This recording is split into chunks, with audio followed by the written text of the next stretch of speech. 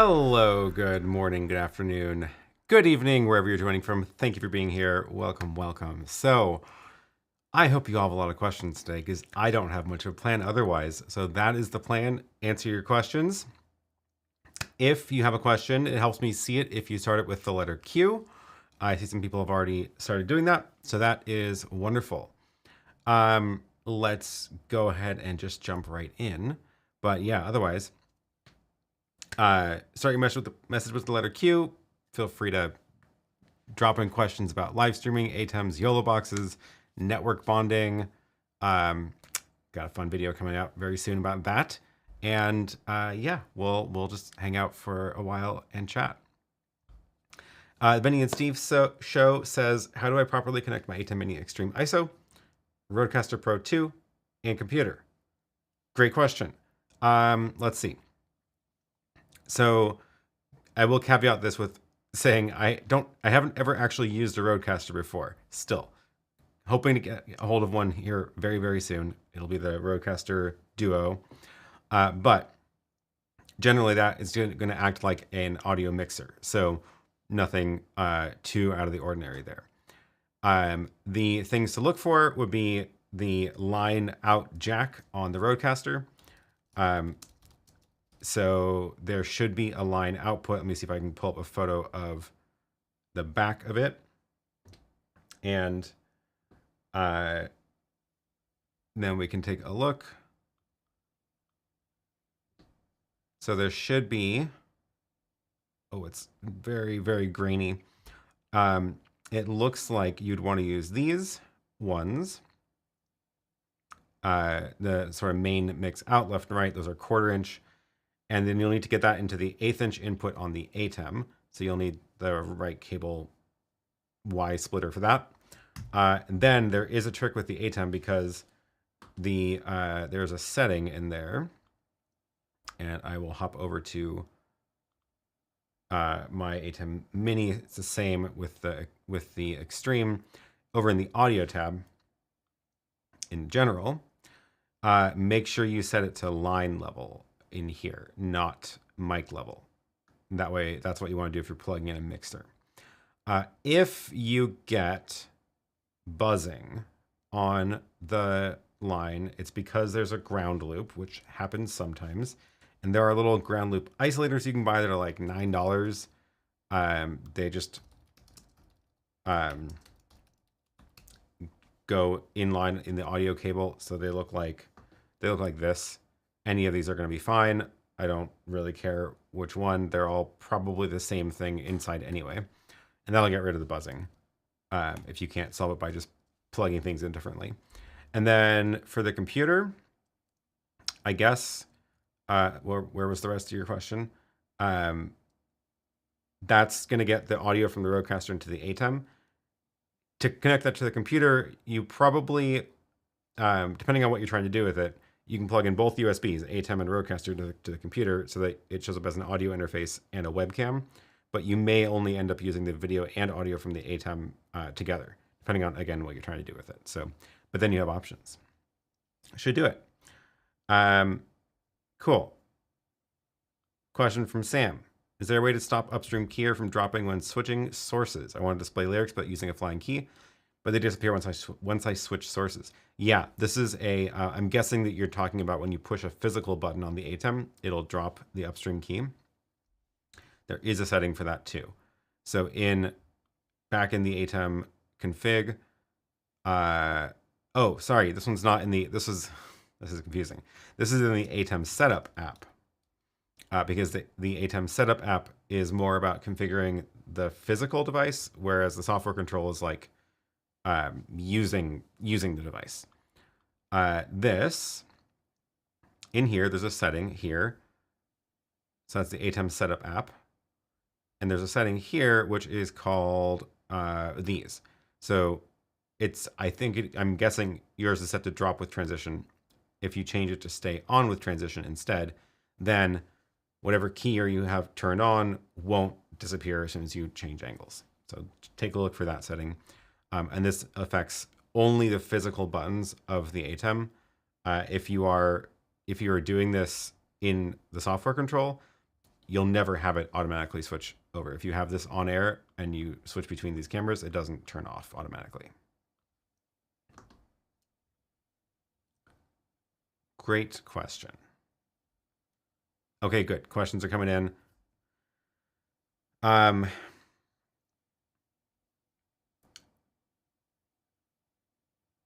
Don't forget to start with the letter Q, otherwise it's going to get lost in the chat here.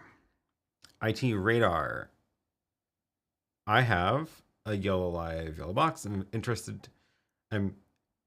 Did my YoloBox have network bonding with different source on the same time? I don't think I understand the question. They've been in beta with the network bonding feature, but they're about to launch it, I think, tomorrow, possibly later tonight. So if that's what you're talking about, there's going to be an update to it coming out very soon. Empathy Media, thank you for joining.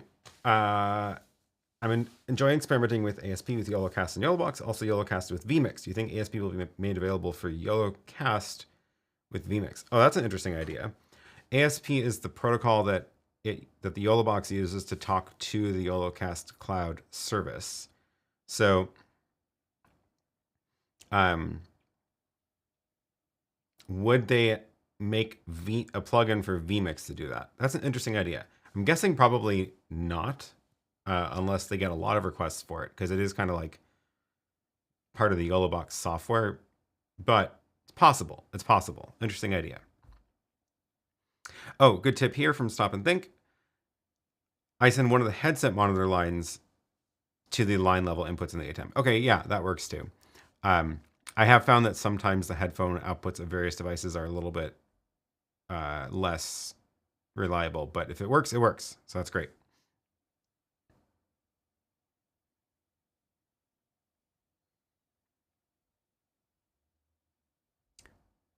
Barber View TV. I'm from the US and was booked to do a live stream event in the UK. I failed miserably because of power conversion. Oh no. So we didn't get a chance to live stream at all Blackmagic products.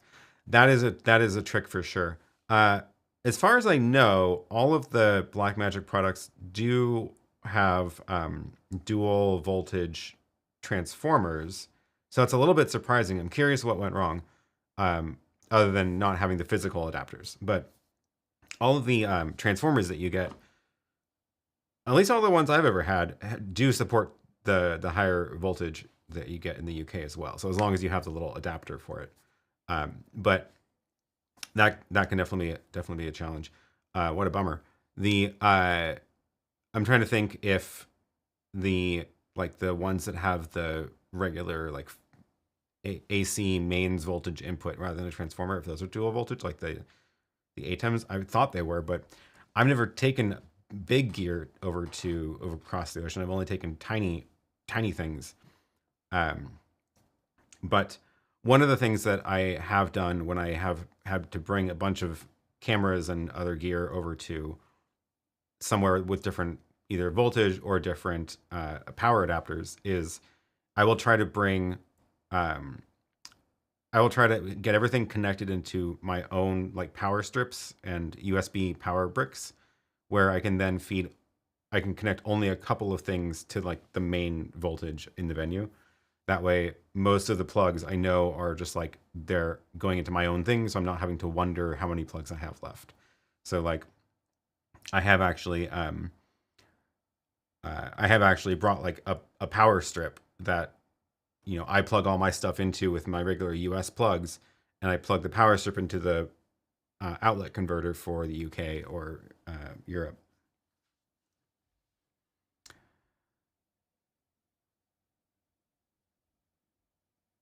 Asher says, my school uses an ATEM Mini Pro for morning announcements. Cool, but it looks like we encoded it with a potato. And this summer I've been tasked with fixing the live stream. Any suggestions? I have a feeling I know what's going on. I'm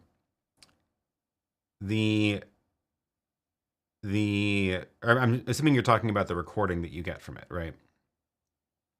So take a look at a video I did a little while ago called The ATEM Mini is Ruining My Recordings. I'll drop a link here in the chat. The trick is, there is the link. The trick is that there is a setting in here. Let's get rid of the stream key so I can show you. There is a setting in the ATEM. This is a little bit confusing because it doesn't really make any sense. The live stream setting is where you set your stream key and platform and all that stuff. And that's where you choose your streaming quality.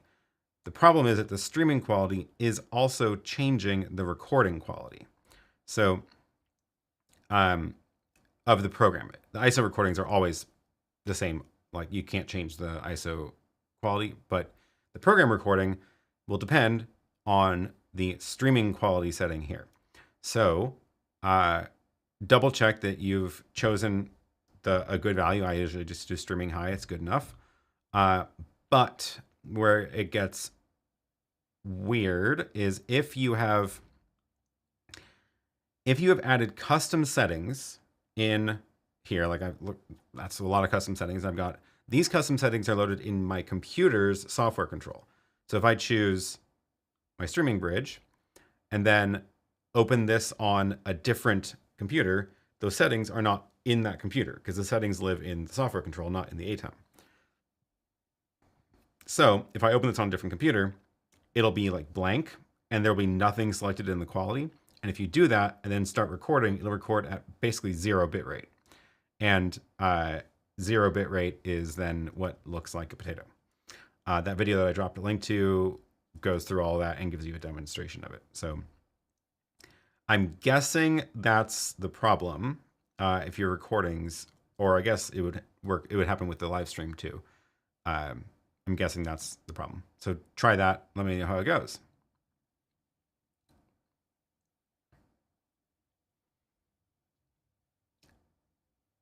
All right.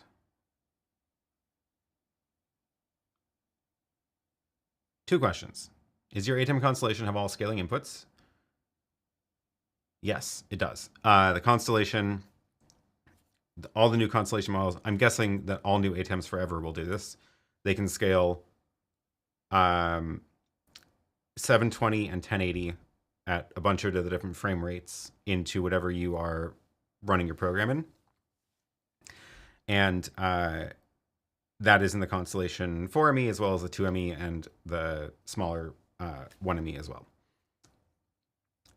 Second question, is there an option to use audio buttons from ATEM in Companion? Probably not. The only thing I could think of is triggers, but that's probably, you can't like remap buttons on the ATEM, but you can make triggers that will do other things when other things happen. So like if you, let's see if there's even any triggers here that we could respond to.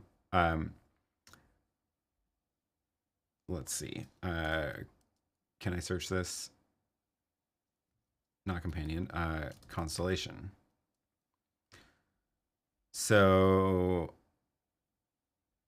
a lot of Constellation inputs. Here we go. I'm looking for like audio stuff. Let's see. Fairlight. No. Audio. Okay. Fader gain.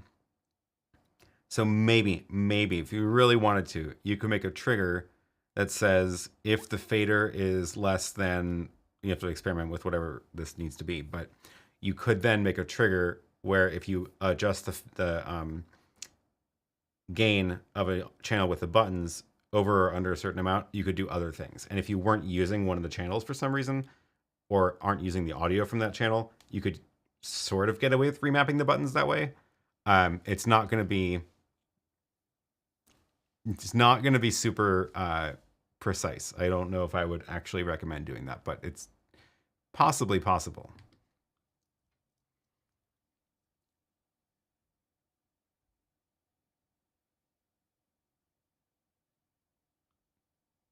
Sergio says hi from Brazil. Hello, hello. Thank you for joining. I bought an ATEM Mini Pro, but now I realize that I need an ISO file to properly edit my videos. How can I do it with other equipment rather than buying an ATEM ISO? YoloBox maybe. here's what I will say about this. The ATEM Mini Pro ISO is by far the cheapest way to get a 4-channel recorder, hands down. The YoloBox does not do ISO recording. The only other way to do it with an ATEM Mini is to basically put your 4 cameras through 4 individual recorders that then loop out into the ATEM. And at that point, you're spending way more than the cost of the ATEM Mini Pro ISO to get those 4 recorders. So if you really do need the ISO feature, which is definitely handy, I would recommend just buying the ATEM Mini Pro ISO and keep the other one around or sell it. Yeah, wow, the prices on this are really good right now too. They dropped the price for the ATEM Mini Pro ISO. That used to be $900, I think. Now it's $495. So, oh wow, they don't even have the original Mini on here anymore either. And now the Pro is $295. So, I would just go get that. There's no other way to get 4 channels of HDMI recording for like 125 each channel. Yeah, not gonna happen.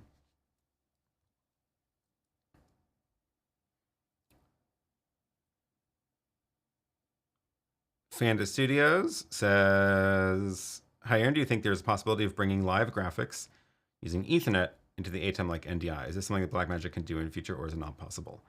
I am pretty sure we would never see that happen in an ATEM. I don't think that they're going to go anywhere near NDI itself, but I also think that just in general, we're not really going to see network graphics. Like they do have the streaming bridges built into the new ATEM, was it television? Now I forget the model, the name. The names are so confusing. The Television Studio HD8 ISO has the streaming bridges on all 8 inputs, where you can switch in between your local video source or a network source. So like theoretically, you could kind of do it that way, where you could have an ATEM Mini Pro encoding graphics and sending it in that way, but it's not going to have an alpha channel, and that's not really the same as NDI at all. But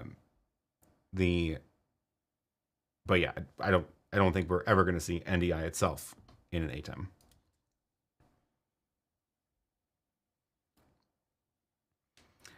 Don't forget to start your messages with Q if you have a question, because sometimes otherwise they're going to get lost in the chat. I can tell you already.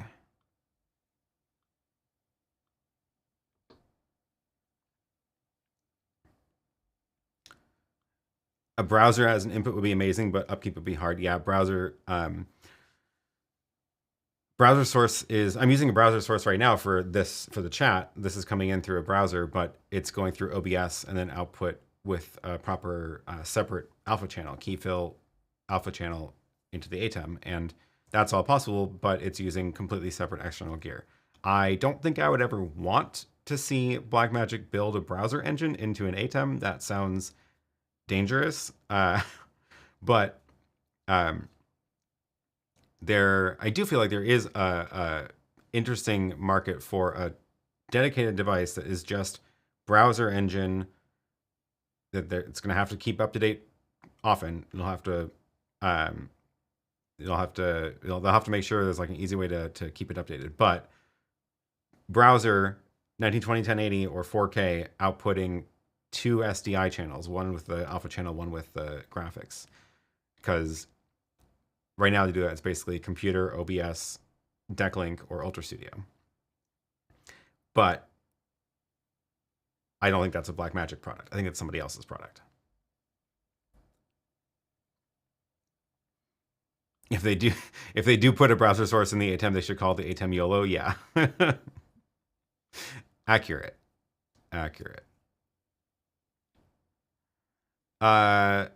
Sam says, audio goes off sync as soon as I use NDI sources. How can I solve this? I don't know what you're using as your mixer,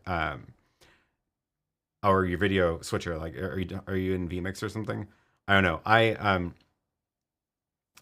I'm I don't have enough information to like give you a proper answer, but what I will say is if you're using a computer for video switching and running all your stuff through your computer in vMix or OBS or something, it's going to depend on your CPU and your processing of the computer, processing power of the computer. And that is one of the reasons that I just try to use them sparingly in live productions because of these kinds of problems exactly. Oh, good question, Jason. I have updated my ATEM software to 901, but my ATEM is still at 861. Is there a reason why it doesn't prompt me to update? Yeah, not all of the updates apply to every product. So if you look at the release notes for ATEM 901 and read more, it says the following models have new features. ATEM 4ME, that's the only one. So what that means is if you install this, nothing's going to happen unless you connect it to an ATEM 4ME. And then if we look at the one before that, let's see, ATEM switchers 9. So this adds support for HD8. So if you don't have one of those, you're not going to get, it's not going to do anything. Let's see, ATEM switchers 8.10. This one, they don't mention which it applies to. So I would go, well, the 9 already includes all this, but like if this was the newest one, I would download this and then see if it connects and like runs an update, but it might not. So, and if it doesn't prompt you to update, there just isn't anything for it. So like if I go to, this is 901. So I'm on the latest here. And if I go and open this up, there's no update for the Mini. There is no update for the SDI Pro. That's still on 8.8. And what is over here? Oh, Streaming Bridge. And the Constellation should have 901 applied already. Yeah. So that's all. No big deal.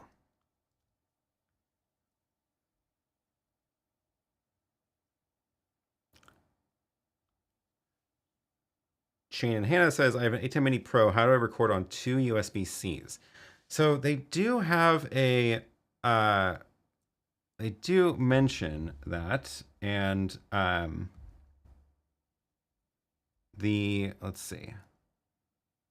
I don't know if I have enough things to show this right now plugged in, but here's my ATEM ISO. There's no drives connected. I believe the way it works is if you plug in 2, now I want to know what that is in the little drop down. I might have to plug in a drive over into this one, which is down here, to see what that actually says. Do I have a drive over there? Yes, let's do that.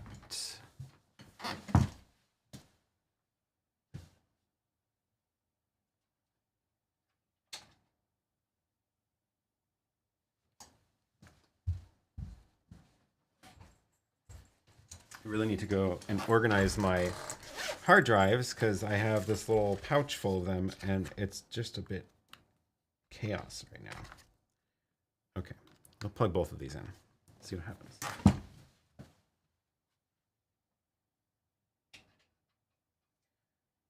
Oh, right. I forgot. You need a hub in order to do that. There's only one USB port on the Mini. But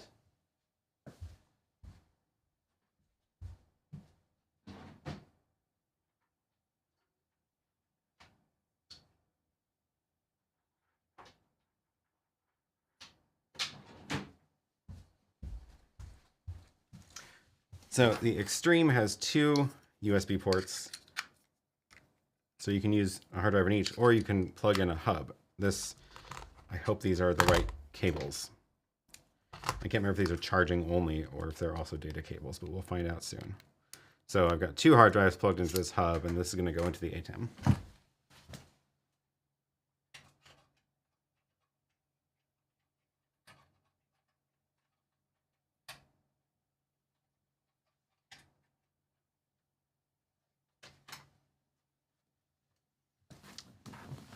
Okay, so it did find the two drives, and it's showing me drive 1, drive 2. So I believe what this does is you tell it which drive you want to start with and what should be the second drive, so you can swap them if you want. And then it will record on drive 1 until it's full, and then it'll switch to recording on drive 2. So you can kind of rotate them out, but there's no way to record on both simultaneously. Oh yeah, and there's this button if you want to switch manually, like right now. So if I hit record, let's see. Uh-oh. I don't actually care about ISO record. Oh no, it's the drive might, the hub might not. Actually, it's probably the cables. The cables are probably USB 2 cables, not USB 3. So it's like too slow. Yeah, oh well. But that's what it's for. It's for rotating through, so you can swap out the drives.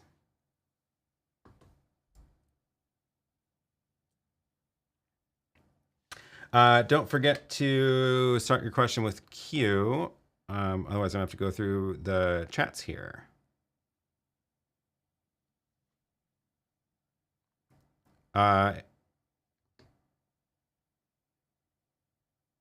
Adam says, if Blackmagic introduced HTML browser graphics into an ATEM switcher, I'd buy it straight away. It'd be a game changer.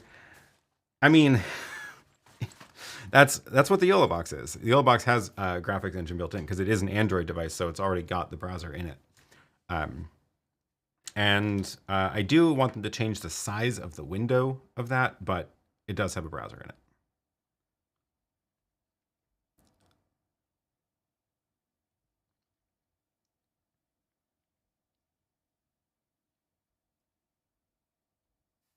But yeah, what I do what Dan is saying. OBS has a built-in browser, and you can feed OBS output into the ATEM. So that is let me see if I have my little gear diagram of how this is connected.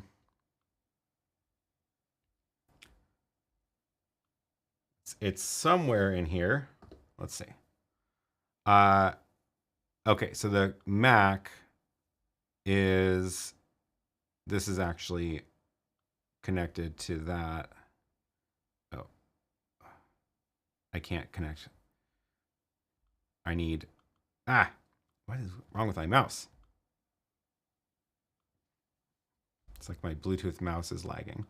I need a Thunderbolt output here.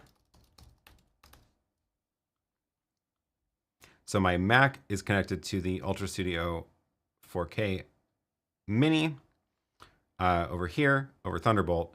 This has two SDI outputs that go into two different inputs of the ATEM. And I have the gigantic ATEM, but I've also done this with the ATEM Mini Extreme. But yes, it does eat up two of the inputs. And on the ATEM Mini Pro, that means you only have two left. On the ATEM Mini Extreme,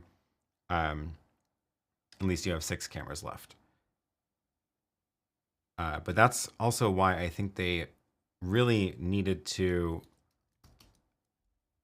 I really think that their big ones should have been 10 or 12 channels, because 8 is just not quite enough once you start using some of them for graphics.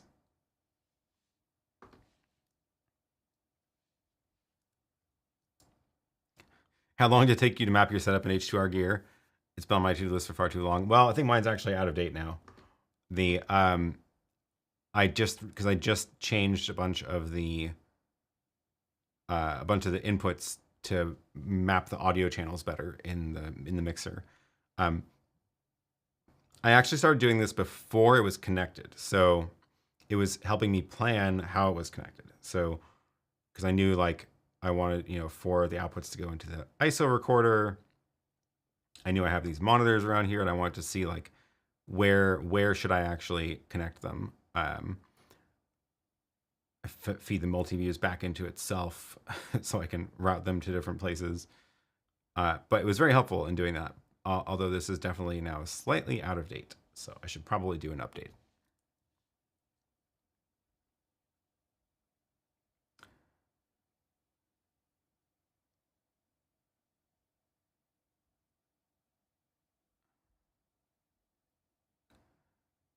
Cool. A couple questions from some new folks. Thank you for joining. If you do more EQ settings from your ATEM Mini, sound settings will affect the main mixer settings. You pick the sound from online streaming. Not 100% sure what your question is, but I think I understand your question, which is basically, the ATEM has only one audio mix in the whole thing. So whatever you do here will affect the audio in the whole system. So like that's what gets recorded and that's what gets streamed. So if you are doing wacky stuff here, then it does affect the actual audio everywhere in your stream. The only exception is the ISO models. With the ISO recordings, you do get a raw, unprocessed recording of the audio input for each camera. It's in a separate WAV file. It's not the it doesn't end up in the video ISO file. So it is a separate WAV file, but that's unprocessed.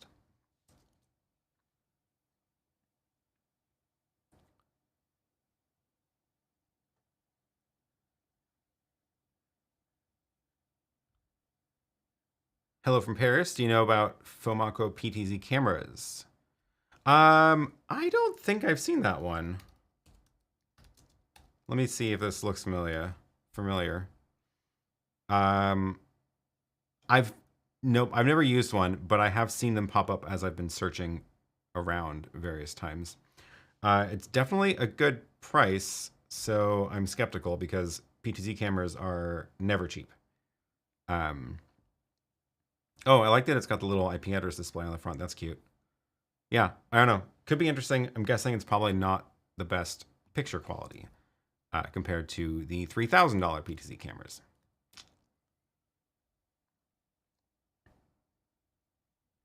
Agility Cast says, my set, Sony ZV-E10, great camera, 10 to 18, nice lens, on a 5-meter tripod, Cine i2 Pro, YoloBox Pro. I need to record directly from the camera. I can't record inside the camera because of overheating. Is there any small mobile recorder? Oh, yeah. There are some. There's definitely some. Let's see. How much money do you mind spending? There is Blackmagic stuff. So where's the little one? Oh, this is actually not a bad option. $500 for the Hyperdeck. Although wait, no, that doesn't work for you because there's no pass through on that one. Right. Where's the back of it? Oh no, there is pass through. Okay. That could work, but you probably want one with a monitor, and they do have excuse me. Here we go. Video assist. These are pretty small. The 5-inch one is a good size. It's got HDMI in and out and SDI in case you ever need to do that. There's also the Atmos recorders. So let's see, what's the current one? It's been a while since I've actually bought one. Ninja V Plus, I think, is the smallest one. And the same idea, it's got HDMI in and out. So you'd run your camera output into that and then feed that into the YoloBox or whatever. And that'll give you a nice, good, clean recording. Neil says, I like the video assist, but the fan isn't particularly silent. Yeah, I wouldn't say it's loud, but it is not silent. It is true. Oh, I missed this from when we were looking at the drives. You can't record on 2 USBs at the same time. No, there's no, the ATEM doesn't do dual, like, simultaneous recording. It's meant to fail over from one to the other. So it's not like some cameras can record onto 2 SD cards internally at the same time. Oh yeah, good tip from Bill. Video Assist not only records, but also cross-converts from HDMI and SDI and vice versa. That's a good point, because not all of the things that have SDI and HDMI inputs actually do the cross-conversion.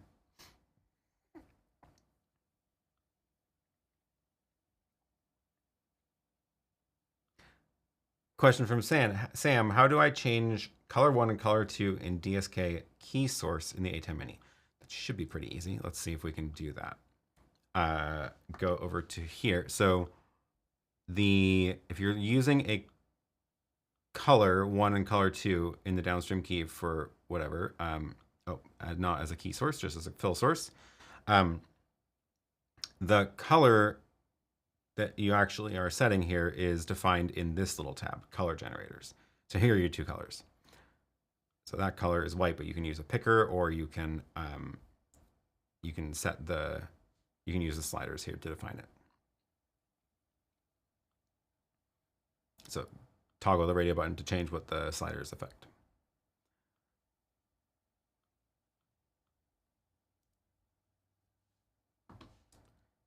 All sorts of good questions today. Question from Miguel. On the YoloBox, how configurable is the picture-in-picture or side-by-side? Can you size each input to your need, or are the layouts fixed size? There's a couple of different options. There's several different layout options. Let's see. I do have that over there. Let's just go pop over there really quick. Where's my... There it is. Oh, you know what I noticed is that I forgot to load in my graphics when I rebooted. I actually turned off all my gear in the studio last week because I was out of town. And I was like, you know what? There's 0 chance I'm going to be using this, so I'll just power it all down. The only annoying thing is that the Constellation does not keep the animated media in the pool, but it does keep the still frames. Yeah. Okay.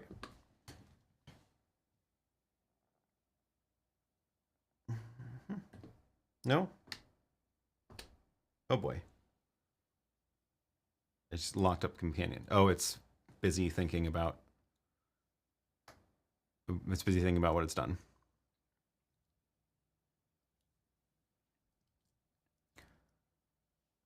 Crashed companion. Well, good thing the rest of this works. I'll come back to that one in a second after it restarts. Oh. There we go. Okay. I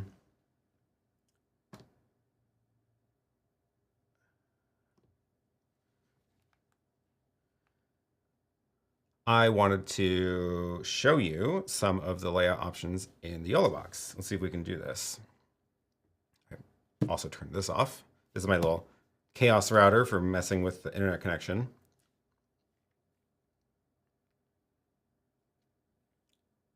Let chaos reign. Yeah, we are not going to actually test that right now, but let's let this thing boot up.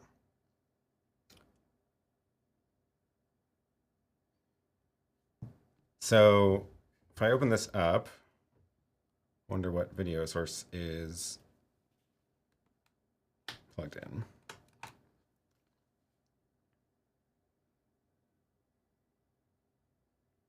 Right, that clip. So we need 2 sources in order to really test this. Let's see, I should have another one here.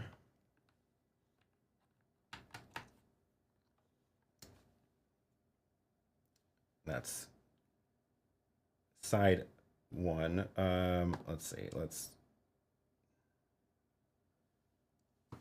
change that to something else. That's probably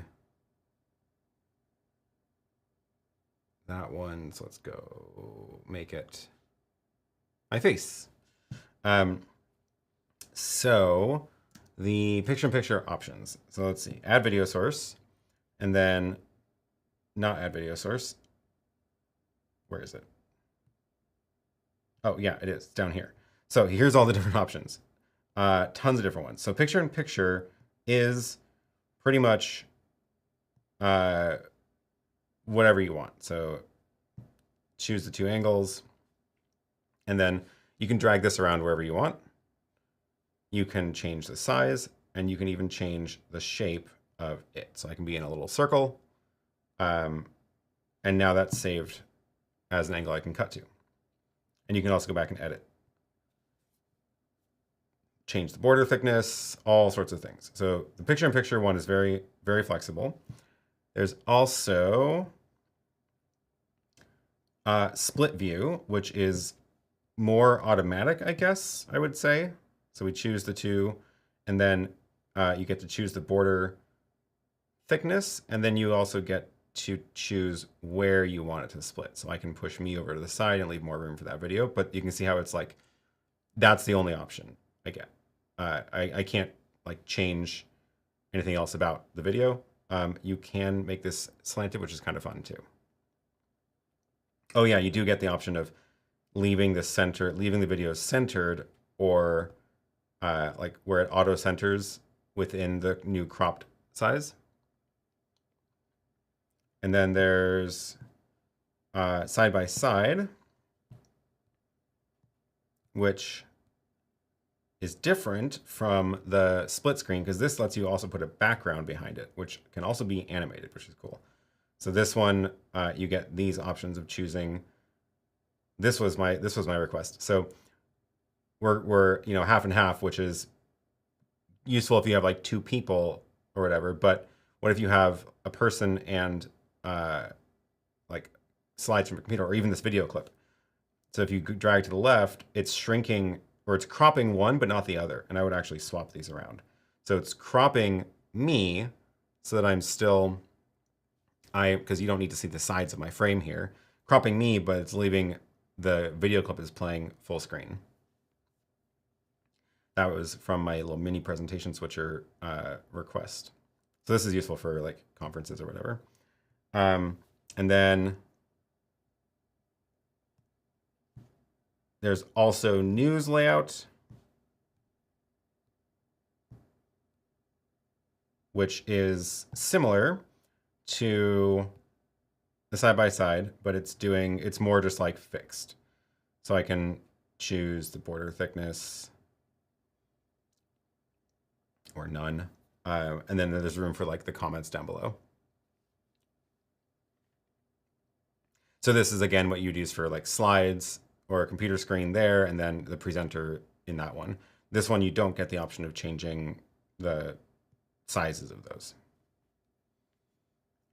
So I like the side-by-side because it means you can adjust the crop to make it the way, whatever you need for it to actually work. Exactly what I wanted for meetup, slide, and speaker recording. Yeah, totally. That is why that exists. Okay, back to the desk.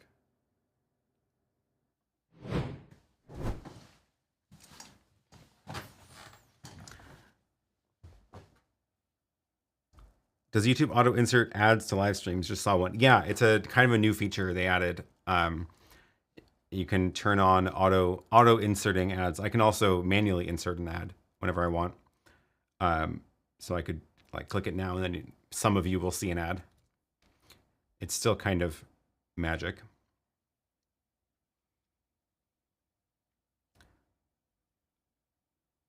Oh, this was about the recorder question. I need the recorder together with the camera before the transmitter. Yeah. So that's what I was showing. So the camera to the recorder in, and then the recorder will have an output, and you connect that into the video transmitter. So that should work fine.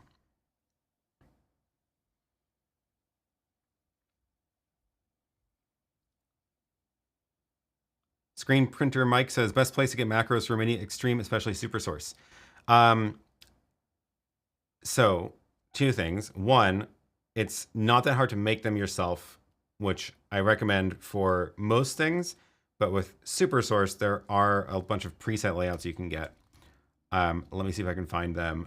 There's a great collection of them. From here to record. He's got a bunch of stuff on here. Let's see. Where is it? H2R apps. There we go. H2R layouts. This is a fantastic tool. Let me drop this link into the chat. So this is a really cool tool to create super source layouts. And what it does is you can like drag them around, turn on different boxes, choose the size, choose the crop and all that. So if you wanted to make that like news news layout or conference layout or whatever, you can do that. Choose your crops. It's linked, so left and right crop together, which is useful. And then you get the macro here. So you can just like copy that and load it in. There's also SuperSource animations where you can go between, like you can be full screen on camera 1 and then animate to this layout and then go animate to full screen on camera 2. It's cool. That takes a little bit more work to set up, but it's very cool. And then he actually has a pack of a whole bunch of these generated already. So if you wanted to just download these, you can just download these, and you can see there's a lot of cool ones in here. So that is a great resource.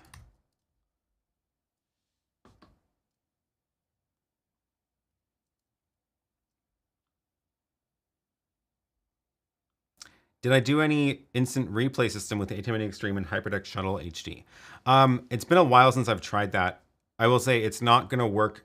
It's not going to be instant the way that you may want an actual instant replay system to work, but it can work. I did it years ago in a live stream, but it's been a while since I've tried to set it up again, mainly because it's always going to be a little bit annoying. So the main problem with this is that the Hyperdecks are either in record mode or playback mode, and it takes a couple seconds to switch. So if you're recording and you want to play back what you just recorded, you have to stop the recording, switch modes, wait a little bit, like a second, maybe half a second, and then figure out where you want to play from, and then hit play. It does work. Actually, I think I did it more recently. It was September 12th, 2021. Let's see. Yeah. So yeah. Okay. I'm gonna send you to this video. This is from a live stream where I did it all live, and it was again back when I didn't have the good air conditioner. But we did actually go through and build the instant replay machine out of a Hyperdeck in here. And let's see, is there a demo? There's a demo in here somewhere. Yeah, I'm gonna drop this link in the chat, and then you can go watch that, because I remember it was pretty fun. Instant replay with a Hyperdeck. It does work. Definitely a little bit slower than like the actual instant replay boxes.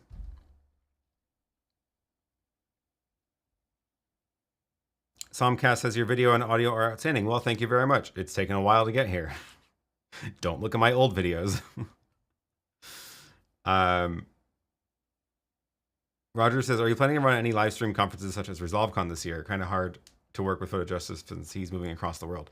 Yeah, he just packed up his studio. I saw his post on Instagram of his empty studio. Oh yeah, he's gone. Oh yeah, and giant mess of wires. But yeah, the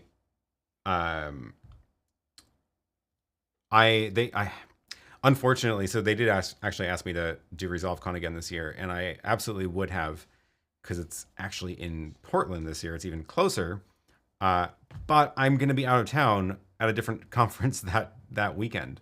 I think I'm coming back like on Friday, right when ResolveCon starts. I'm coming back from London, so that's like there's no prep, no setup time, and I will be jet lagged, so not going to happen, unfortunately.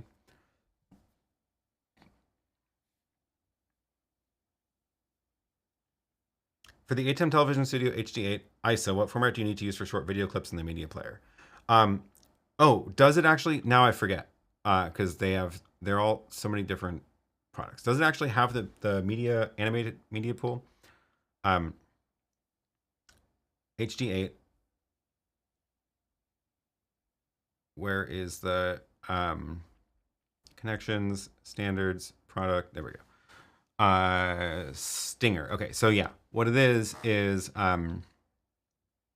that will work the same as the one that I have. So if you look at my ATEM, this is like normal media pool that you get on the ATEM Mini, just still frames. But then up here is the animated clips, and they're not really videos. Think of them as image sequences. So you actually get to choose how long each clip is in frames. So there are 600 frames total available in the ATEM forum. The different ATEMs have different total number of frames. And I can assign any number of the 600 to any of the 4 clips. So I'm only using one right now, and it is 2 seconds long. So I have 60 frames assigned to clip 1. To actually create that, you basically have to create an image sequence out of a video clip. And I have mine here. So this is the stinger as a video clip. And then in Resolve, I actually had to go and export it into a image sequence. You can do a TIFFs or TGA files, and that has the transparency. So if we go through, here's each frame, and the sound for this is actually a completely separate file. So the sound is just a WAV file that you drag into that slot. So Resolve has a way to export, to take a video and export it into an image sequence. Other video editors should also, but they can be TGA or TIFFs.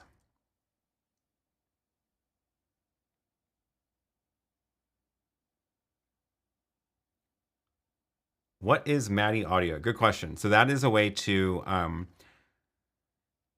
it's a digital audio protocol, and there's a physical coax cable connected between the Constellation and the audio mixer down there. It's one cable, and it carries a whole bunch of channels of audio.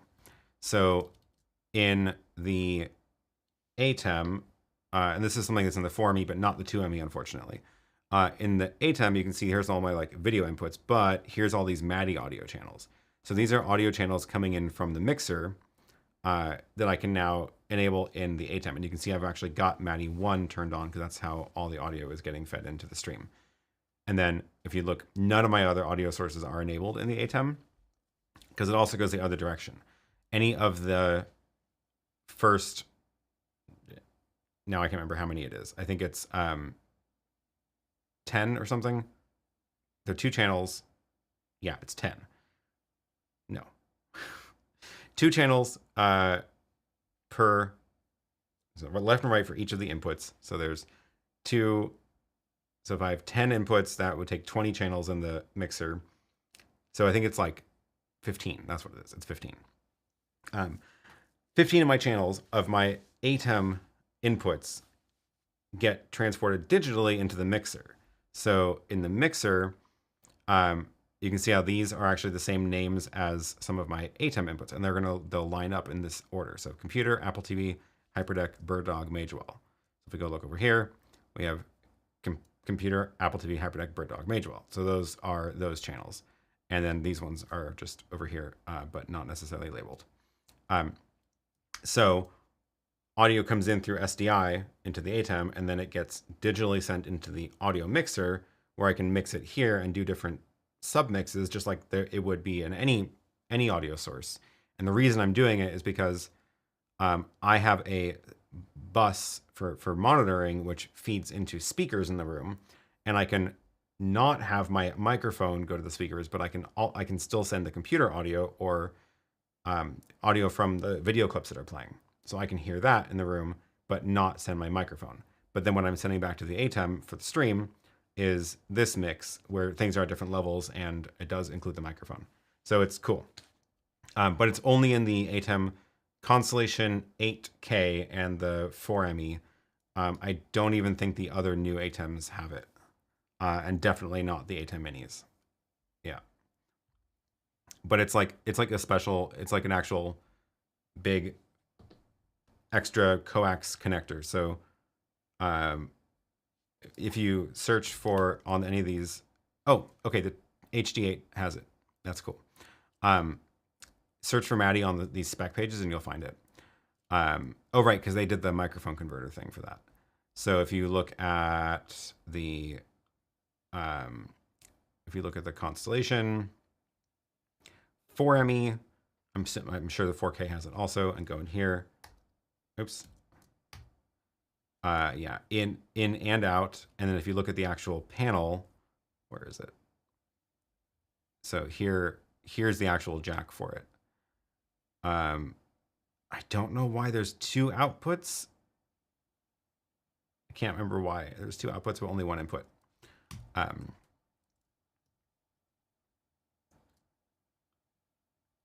Maybe it's for connecting to two because one of the cables carries all 32 channels. Yeah. Anyway, fancy stuff. Fancy stuff. It's cool though.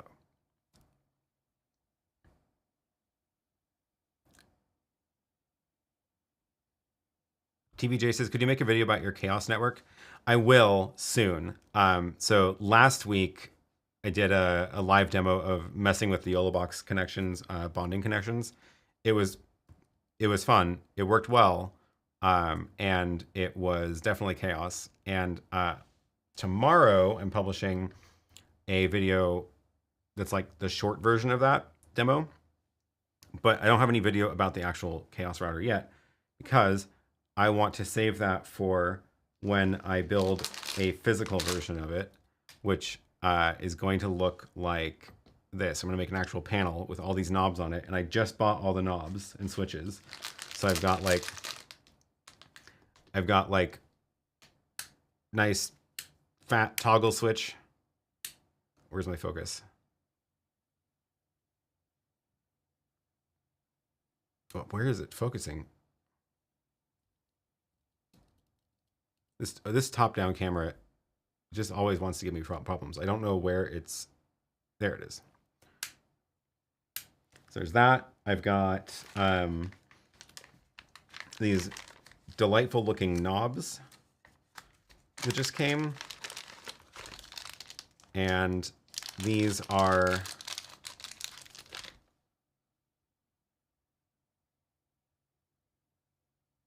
look at that. So these are going to be for like adjusting some levels. I've got this switch is cool. This is a 3-way switch. So this will, it sits in the middle here. Okay, focus. There we go. You can pull it. Oh, where is it? You can pull it down, center, or up. So it has 3 states to it. So that one's cool. And then I've got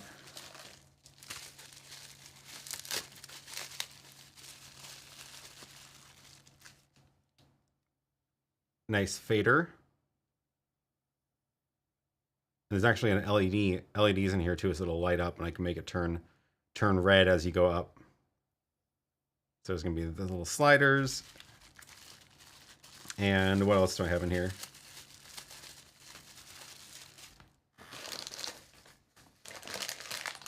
Oh, big knob.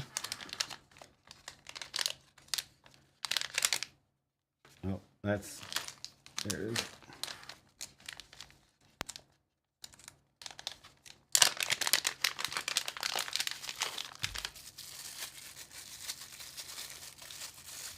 It's like a big version of that. So these are all going to go and be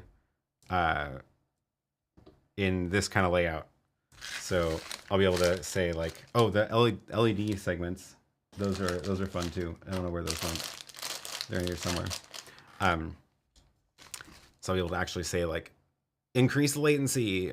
I like Eric's idea. The decal should go up to 11. And then there's this analog meter, which I think it's arriving today, which is going to report the speed. There's the 3-state toggle. gonna be fun. Once I get this built, then I'll do a video on the whole thing, because that'll be a lot of fun. I'm excited for it.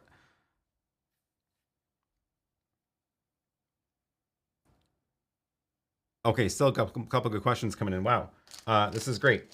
I thought we were gonna have nothing to talk about today. Let me toss all those back in that box so I don't lose them. Oh, and it is, I completely forgot that it is the first live stream of the month, which means giveaway time. So, top of the hour, why not do that? And I'll come back to these questions in a minute. So, we are going to cue some music and cue a giveaway. So the way this works is there are 2 giveaways, 2 ways to enter, or two different drawings. The mini prize is 25% off any of my digital products from my store. Full terms of the giveaway are at that link, aaronpk.tv/giveaway. So this could be the digital stress test clips that I've got for testing out the video encoders, and it's also the digital planners or YouTube channel organizer PDF. The extreme prize is 50% off digital or $20 off any physical products, including any of the PK1 stands and including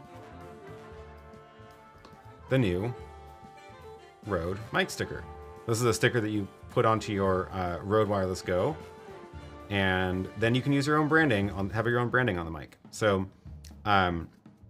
much nicer than the gigantic RØDE logo. So $20 off of this means it's almost free. So if you are interested, and you get like 6 stickers in the box, comes in this little box, and then you get like 6 stickers. There's the full size one that cover up the transmitter, and then there's the one with a little cutout for the screen on the receiver. And if you don't want your own logo, we also have just like a brushed metal look, or what do you call it? What's that metal called? Carbon fiber, that's the word. Look, obviously it's not actually carbon fiber. And Thor, thank you for the super chat. I support the chaos. Appreciate it. The ways to enter the mini prize, for the mini prize, is just having said anything in the chat today. So we've got a bunch of new folks here, which is lovely to see. You're already entered in for the mini prize. The way to enter yourself for the extreme prize is anybody who has sent in a super chat over the last 30 days. So across any of the last month's live streams, those are all entered for that drawing. And thank you, Eric, for the super chat. Getting off to a good start. So we're gonna go ahead and do the drawing right now. Let's do, did the music stop? It did.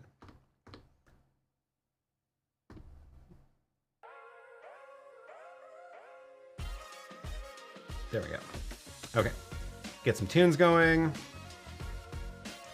I need to hear them a little bit louder myself. Where are they coming from? Here they are. And let's hop over to this and load up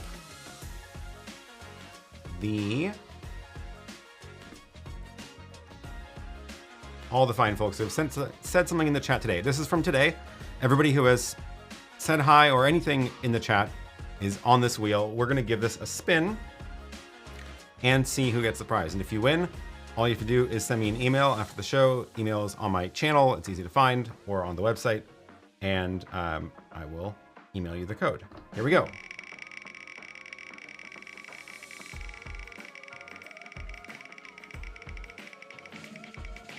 And it's Rossi, congratulations. Send me an email for if you want the 25% off code for any of the digital products. And let's go ahead and do the drawing for the Extreme. Here we go. Okay. You have a good chance of winning because there's only like 9 people on this list. Here we go.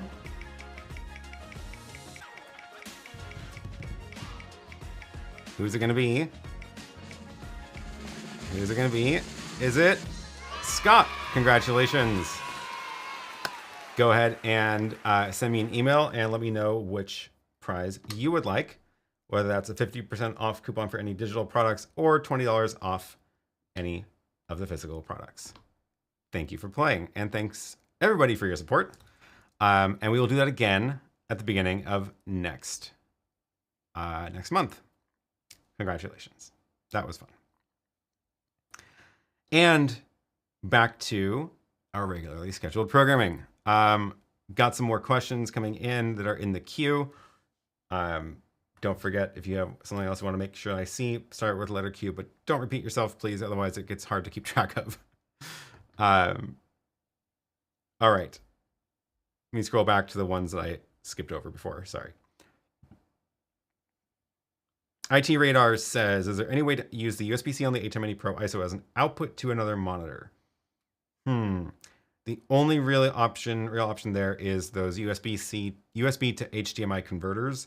I do have a video about the latest one on my channel. It is relatively recent. Let's see if I can find it. It is about... Where is it? Oh, it's actually, nope, it's not that recent. Time is flying by very quickly. It is from 8 months ago. It's the OBSBot UVC to HDMI. So you plug in USB on one end and you get HDMI out. It's kind of like a tiny computer. And that's all it does is output the video. So you could use that. They're not cheap, but it is a nice workaround if you need the HDMI port for something else.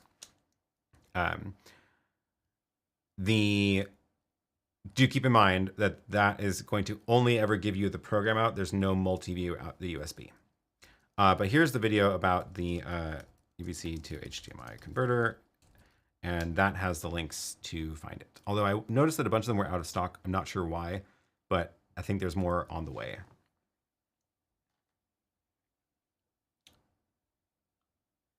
Sergio says, ATEM Mini Pro does not allow quad simultaneous on-screen windows. Is it possible to do it with another hardware or software instead of ATEM as a main video source? You might be wanting to take a look at the ATEM Mini Extreme. The reason is because the thing that you don't have in the ATEM Mini is called Super Source. So with the ATEM Mini, you get only one upstream keyer, and the one upstream key is what you can use for picture-in-picture. So you have your main video, you can slap one thing over it and move it around. With the ATEM Mini Extreme, you get what's called Super Source, and mine is not connected to the network right now or powered on, so I'll have to show you on the Constellation, which is just like a big version of it. But Super Source is what you use to make the screens like what you're looking at right now, where it's my computer over there, me in a little box. And I'm only using 2 boxes of the Super Source, but I have 4 boxes available. So box 3 is not doing anything, but I could turn that on, and now you see it down there. Box 4 is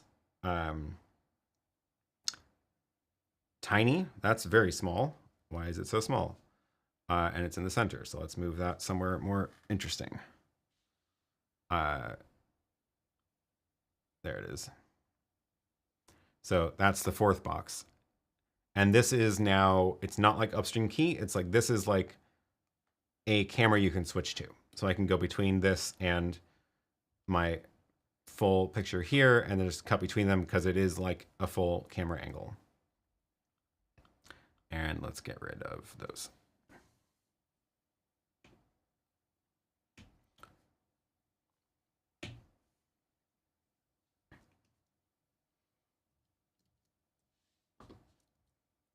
But yeah, I would take a look at the Extreme because that is a very, very powerful feature.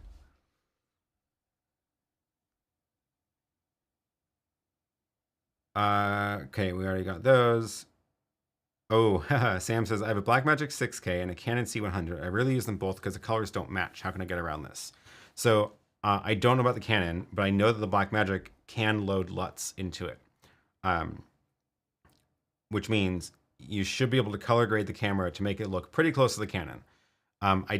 Maybe the Canon also has that ability. It probably does if it's like big, expensive camera. But that's what you would want to look for is try to make or find a LUT that can make one look like the other and then load that into the camera.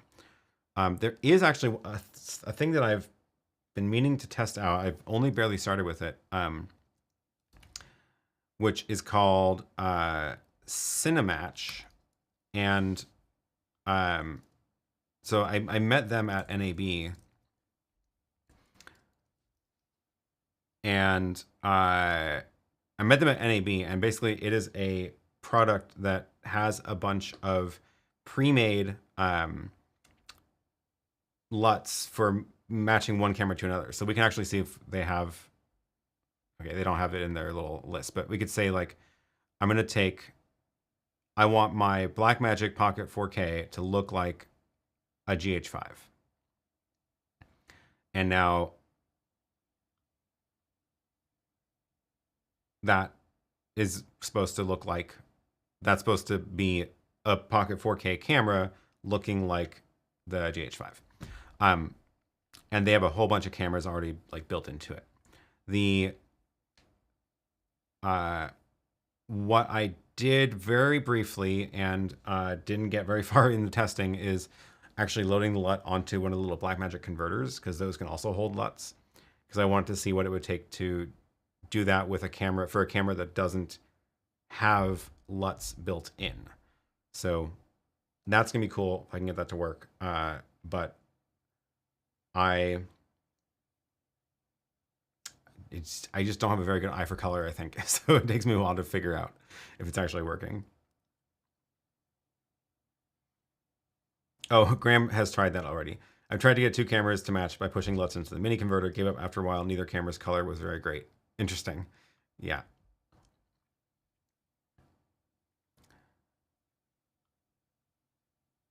Oh, does OSB do SuperSource then feed into the ATEM Mini? Yeah, the problem is that, so yeah, you can absolutely create a fancy layout in OBS for, you know, like a camera up there, fancy background, web overlays and all that stuff, and output that either over HDMI or through a deck link or whatever. But the problem is that if you actually want to have 4 video cameras in your SuperSource, you need a copy of them in OBS in your computer through some capture card, and a copy of them in your ATEM, which is starting to get to just be a lot of wires now. So that's when you start getting into like the SDI matrix or HDMI matrix territory to be able to split signals multiple places, and you need 4 capture cards in your computer. So I would, that's not an ideal scenario, I would say.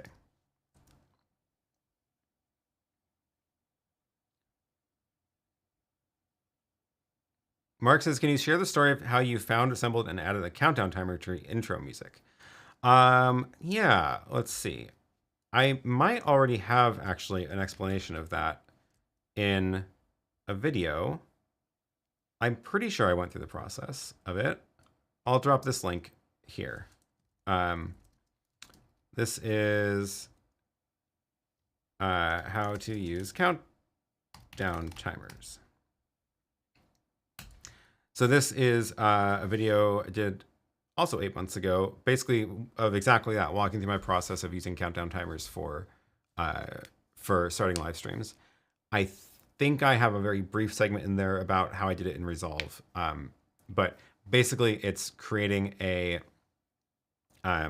video clip with the clock baked into it, and then dragging music to the bottom of it, where the music ends, like the end of the 0 is the end of the song. And then I just like lay them in the timeline in reverse order because I don't really care where it starts, but I always want the countdown music to end at 0. And then you can just play that back from whatever. So, yeah.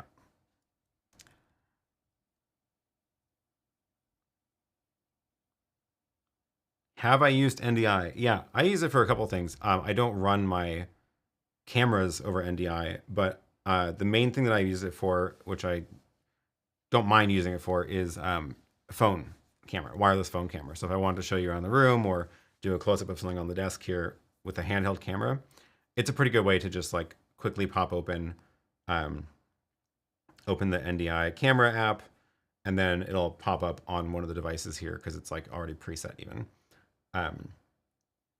It's a good, that's mainly what I use it for. Obviously you could run everything through it if you wanted to. I just don't want to run the whole live stream through NDI.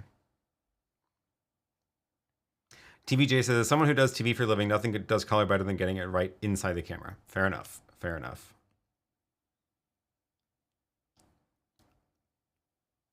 Scott says, have you considered using something like the Stream Deck Plus to control the Chaos router? It might be easier than the hardware build unless you're planning to market the hardware device. Well, that's no fun. No, definitely not going to market the hardware device. That sounds like a nightmare. I do not want to deal with sourcing parts or assembling it more than once. But it is way more fun with purpose-built specific knobs rather than the Stream Deck.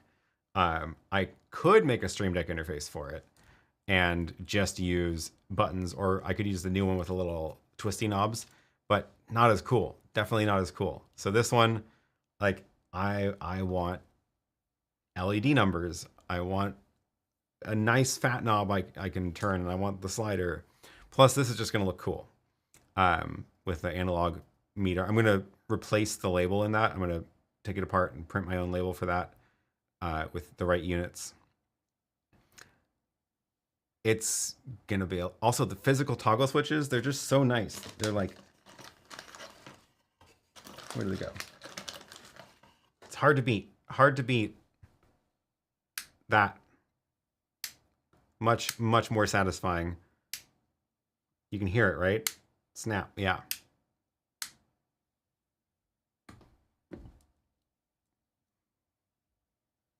But yes, the companion would probably be easier.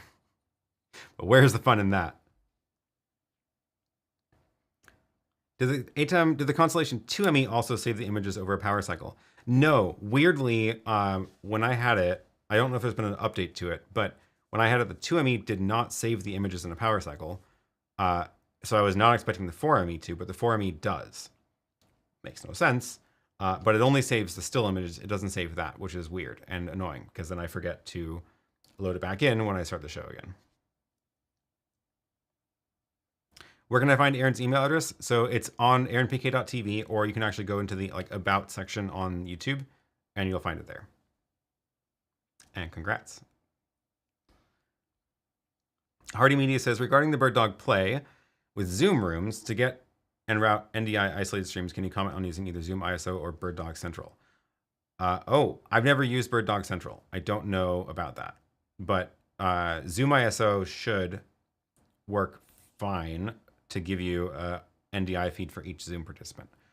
But no, sorry, I don't know what Bird Dog Central does. David says, hello, sorry I'm late. I'm doing push-ups as penance. Glad you could be here. There was a side conversation here going on.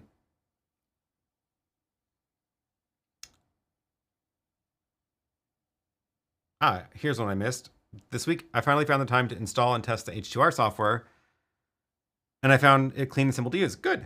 To me, the best part of it is its capability to be used offline. Yeah, H2R software is great. Definitely great. Big fan.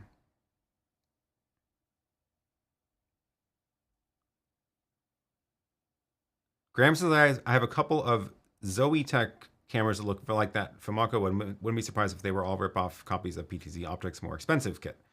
I found picture quality to be okay. Okay, good. So that's solid, mediocre recommendation for those cameras. Looking okay is acceptable. Looking like a potato is not.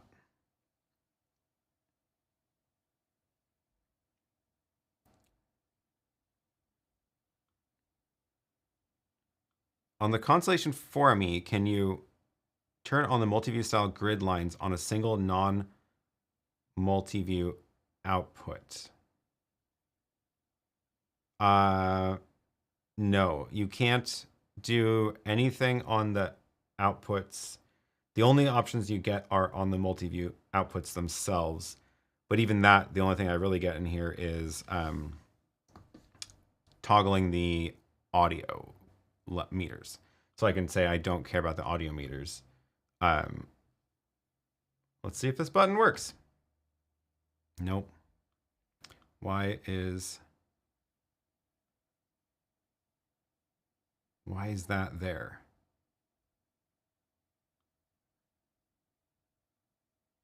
That's supposed to be showing you.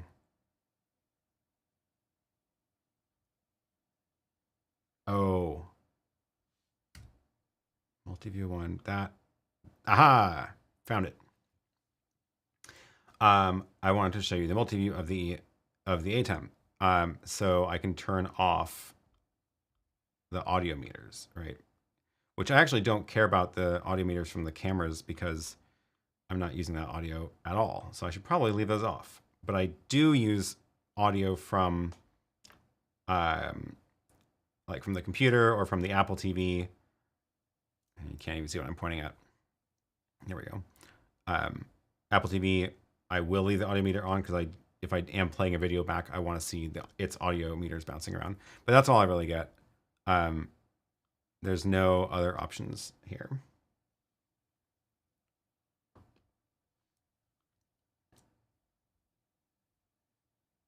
Am I using the ATEM Mini to go live? Not right now. So I'm using the gigantic ATEM. It's like 10 ATEM Minis in one, 40 inputs.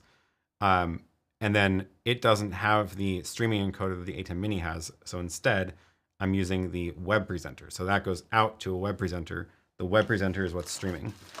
It is very similar to the ATEM Mini, but it is, and it has some of the same problems as the ATEM Mini in terms of handling bad network connections poorly. But it is like a giant ATEM Mini. So the audio meters are different from the ones we're hearing. Yes. So the audio meters are showing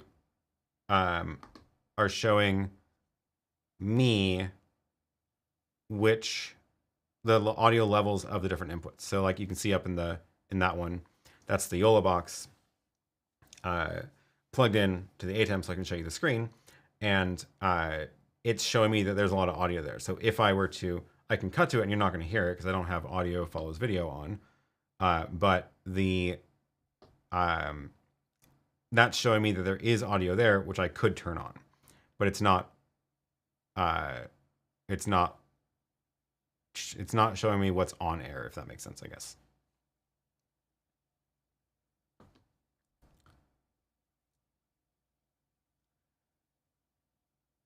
Does the Constellation not have guidelines? I think that's what they're called. Apparently not. Let's see. So no, yeah, you're right. There's like another thing here on the other ATEMs. Let me go to the Mini. That one. That button's missing on the Constellation. And it's only on the preview on the Mini. I don't know why.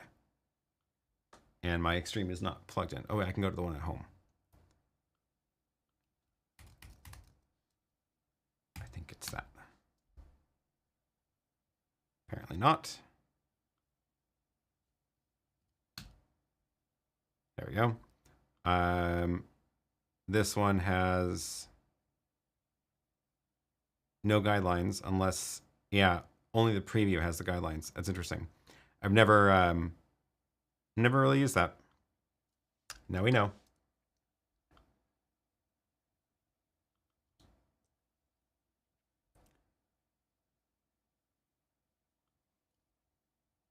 Couldn't use one dial for the T-bar, or does anybody still use it anymore? I could hook up the Stream Deck Plus for that instead. Do I use the Rodecaster Pro 1 or 2 for mixing with the ATEM? I still have never actually used a Rodecaster, but I am going to get the Duo in here soon to try out.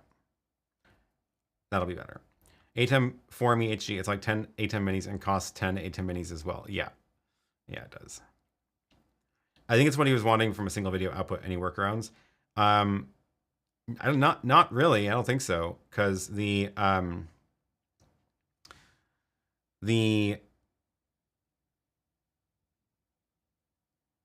you could use a downstream key, I guess, and like make an image with the lines in the right spot, but you would want to make sure you're not actually outputting that on the stream. So you'd have to like, it's only gonna work if you have a 2ME, because like I can do I can create a totally separate layout on this second ME, which is basically like the video mixer. It's like having a second ATEM inside of this one. So I can have like, I can go over to ME4 and do, you know, something over here with a overlay with that image, and then route that out one of the outputs that's not in the program. But I don't know if that's like how reasonable that actually is. Peter Dam says, I'm using an ATEM Mini SDI in a theater production. Input 2 is not working. Have you ever faced this problem? I've heard of the HDMI inputs on ATEMs getting broken for various reasons. I don't think I've heard of the SDI ones failing though, which is annoying. If it really is truly not working, like you can plug the thing into one and it's fine, you plug it into two and it's not fine.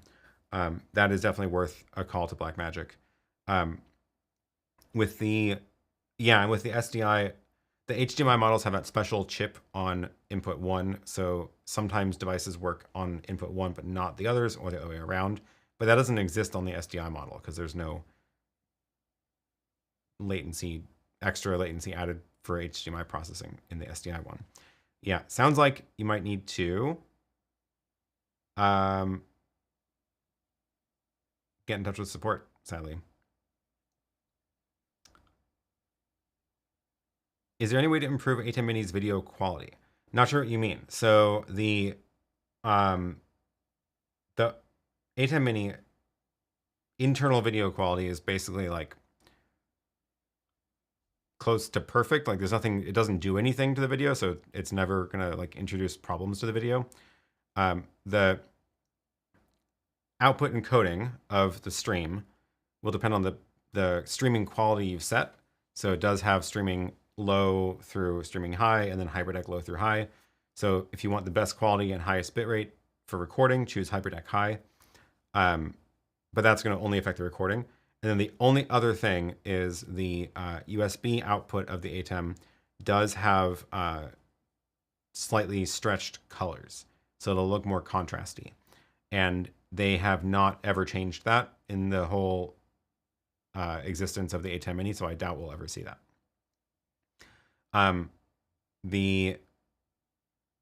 But that's the only complaint, I guess, of the ATEM Mini, is that the colors are a little bit more contrasty. Although it depends on your actual scene as to whether that's actually a problem. Like it's not really a problem for this picture that I have here, because it just makes, you know, the already dark parts a little bit darker.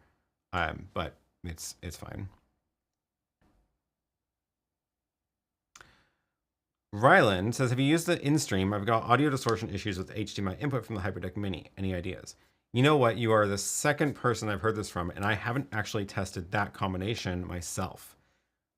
But I have a suspicion that what it is the Hyperdeck is in 48 kilohertz audio, and the InStream or YoloBox expect 44.1. That's my guess. I don't know if there's a good solution for it, unfortunately. But now that I say that, literally right now over here, I have a Hyperdeck playing a video clip into the ATEM, into the YoloBox, and it's been fine. So I don't know the particular combination of things that are going to cause that issue. Because the whole live stream last week was me playing a video clip back from the Hyperdeck into the YoloBox on the stream, and it was fine. So yeah, I don't know. But you're the second person to mention that, so I am interested to try to track down what's going on.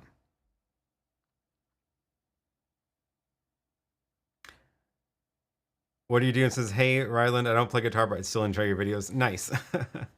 Always fun to make connections in the chat.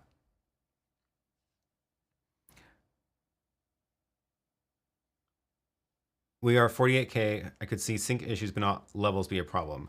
Yeah, test some more. And do report it to YoloLive too, because just so that they have it, a record of it happening to more than one person also. But there's, as far as I know, there's no options that you can change to make that work. But yeah, now I don't know why this one's working fine. Off-topic question. This is not off-topic. My Hollyland Lark 150 is not connecting the receiver with microphones. Oh, that's weird. They may have got unpaired. There must be a. I never had this happen to mine, but there must be like a way to get them to pair again. Yeah, usually there's like a hold down one of the buttons and it'll go into discovery mode again and it'll find whatever microphone is nearby. Usually what I end up doing in stuff like this, if I can't find an answer in the manual, I'll just start holding down random combinations of buttons on the device until something happens.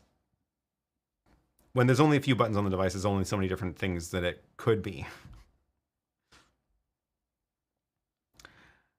I'm trying to use to AirPlay on the ATEM Mini Pro to cast my Mac's desktop, but keep getting hit with HDCP error. Any ideas? Weird. I do this no problem with an Apple TV. So computer AirPlaying into an Apple TV, and the Apple TV doesn't do HDCP to the ATEM, and that works fine. I've never actually tried to see what happens if I like try to play HDCP protected content. Though, so, because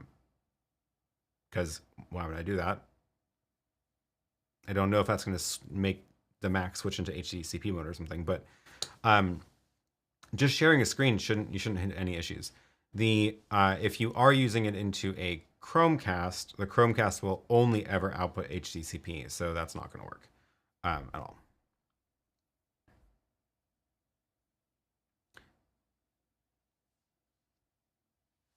Ooh, thoughts on the new wireless Comica shotgun? I haven't actually seen that yet. That sounds cool. They didn't have that at NAB, did they? No, I'll have to take a look at that. Sounds neat. Wireless shotgun, huh? Oh, I found it on their site. CVM VM30. That's quite the mouthful.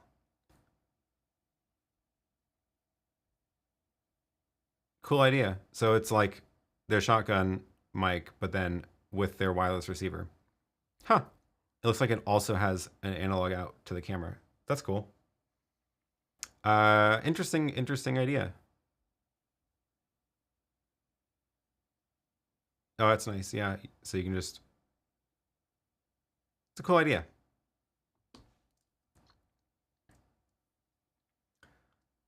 I heard the Rode Wireless Go receiver is built into the Rodecaster Pro. Do you have dual audio like standalone Wireless Go 2? I'm pretty sure yes. I'm pretty sure you do.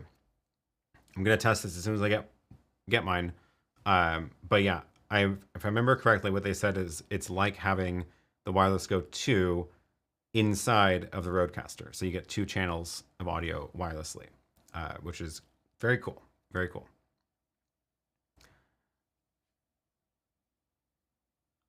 Thank you, just trying to cast my screen. No HDCP content, but still get the error. Huh. That is very strange. I don't know why it would do that if you're on an Apple TV, unless something changed. But I do this all the time, and it does not give me any problems. So I don't know. I would start digging around in the settings if you can. Very strange. And yeah, my Apple TV here is going straight through a Blackmagic SDI converter, which does not understand HDCP. The ATEM does not understand HDCP, so it should be telling the Apple TV to not encrypt the signal. Yeah, weird. Don't have to tell you. UVC output is using full instead of partial, which some apps like Zoom don't like. Yeah, it's weird. It's annoying they don't give you an option on the ATEM for that. Do you know when the Insta 360 with the mini HDMI will be released? I think it was called Air. I couldn't find any details on it. Oh, I think you mean the OBSBot. OBSBot Air Tail Air. They haven't sent me one yet either to try, but yeah, and it's not finding any info online either. But that was one that they had at the booth at NAB that I was playing with, and don't know when it's coming out. Hopefully soon. But yeah, it is cool that it has the HDMI out on it. Oh, look at that. I am past my time. If you like that he's going past his usual time, hit the like button. I should wrap it up. We are past the 90-minute mark, and I should get to work on some new content, new filming stuff. So thank you all for joining. Thanks for the questions. Good show today. Covered all sorts of topics. Make sure you're subscribed, because tomorrow I have a video coming out that's a summary of all the Chaos router tests of the YoloBox. And now that this is all set up, I'm looking forward to having being able to do that with many, many more devices. So I'm sure you will get a kick out of that. And hopefully we get this box built soon with all these little parts. All right. We'll roll the credits here. Thanks for the super chats. Thanks for the questions. We'll be back same time, same place next week. I may even have some midweek bicycle videos to film. So all the summer of bicycling is starting this week. So sadly missed the kickoff ride. I was in Vegas for work conference, but we'll be riding around more and filming more stuff. So hopefully maybe I will see some of you there in Portland if you are here. Otherwise, see you again on a week from now on Sunday, and talk to you later.